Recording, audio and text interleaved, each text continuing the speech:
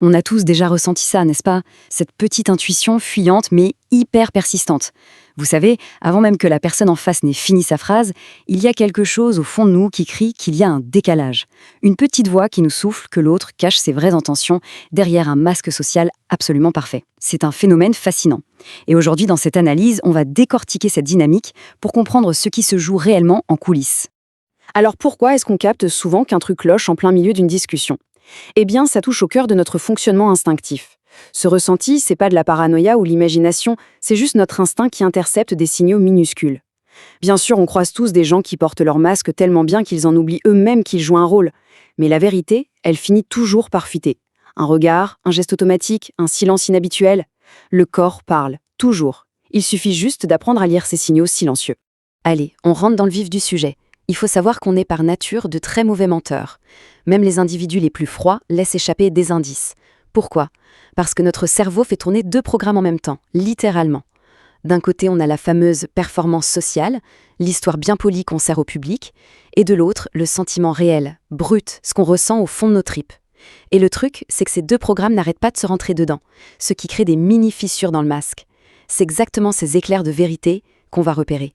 Ce qui nous amène au secret numéro 1. Le profilage par omission, ou l'art de repérer ce qui manque. Surtout dans nos cultures francophones, on accorde une importance énorme à la précision, aux mots justes. Mais parfois, c'est justement l'absence de mots qui raconte la vraie histoire. Quand un récit est parfaitement honnête, il est ancré dans le réel. Il y a des noms spécifiques, des heures précises, des détails concrets. Mais dès qu'il y a un secret à cacher, boum, tout devient flou. Les descriptions sont vagues, on utilise la voix passive, et bizarrement, les acteurs principaux disparaissent de l'histoire. Et attention, ce changement brutal vers l'imprécision, c'est pas un banal trou de mémoire, c'est le cerveau qui passe en mode défense et qui supprime activement des détails pour ne pas se griller. Bref, la vérité se cache souvent dans le vide. On enchaîne avec le secret numéro 2, la règle de la première seconde, le moment où le corps trahit l'esprit. C'est une réalité qui fait un peu peur. Absolument personne ne peut contrôler ses réactions physiques instantanément. C'est physiquement impossible. Notre cerveau traite l'émotion brute beaucoup plus vite que la pensée consciente. C'est de là que viennent les fameuses micro-expressions. Ce sont ces fractions de secondes où la vérité s'échappe, un éclair d'émotion pure sur le visage avant que l'esprit n'ait eu le temps de coller un faux sourire par-dessus. La vraie réponse, elle s'affiche toujours en premier. Et ça illustre parfaitement des dynamiques sociales hyper profondes. Imaginez, vous annoncez une belle réussite. Si vous observez une très légère contraction de la mâchoire de votre interlocuteur ou un bref plissement des yeux juste avant le grand sourire poli, c'est un aveu silencieux. Dans nos sociétés qui prônent l'égalité, le succès des autres peut créer une tension silencieuse, une envie refoulée. Le cerveau enregistre brièvement votre réussite comme un mini-défi. Résultat, une raideur d'1 seconde. Et tous les mots de félicitations du monde ne pourront jamais totalement l'effacer. Secret numéro 3, la technique du mot-choc. Ou comment faire dérailler un scénario tout fait.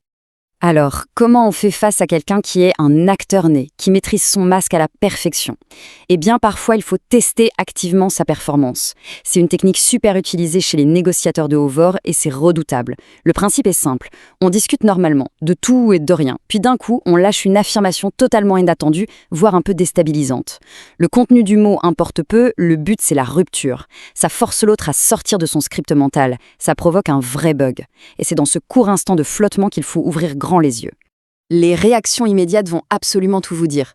Un regard qui se glace, un rire ultra nerveux ou une personne qui se braque direct en posant plein de questions sur la défensive, ce sont des indices majeurs.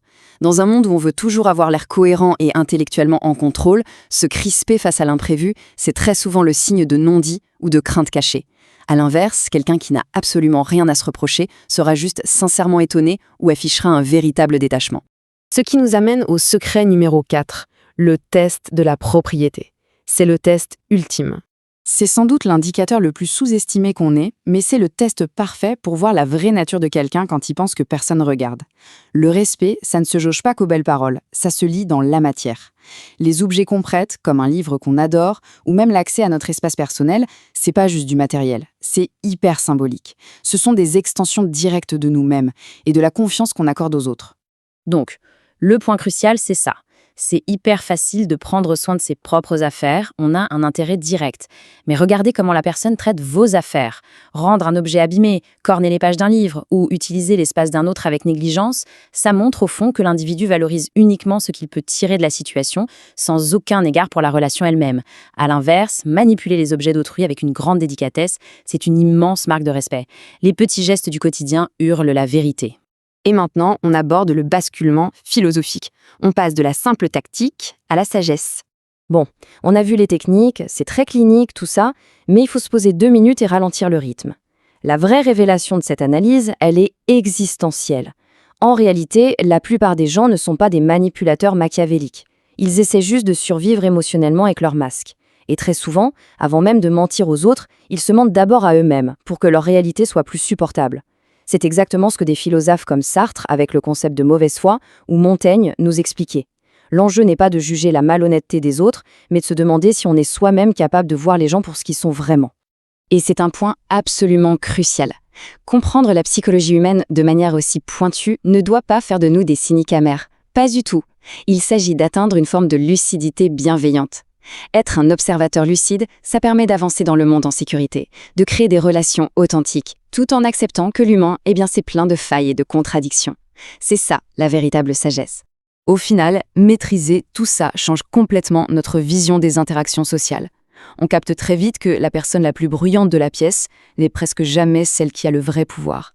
Le vrai pouvoir, il est chez celui ou celle qui observe en silence, qui remarque les omissions, la micro-contraction d'une mâchoire, et la façon dont on traite un livre prêté. Alors pour conclure cette analyse, parmi ces 4 secrets, lequel va le plus bouleverser votre façon d'aborder vos prochaines interactions? Voilà une question qui mérite de résonner en vous un bon moment.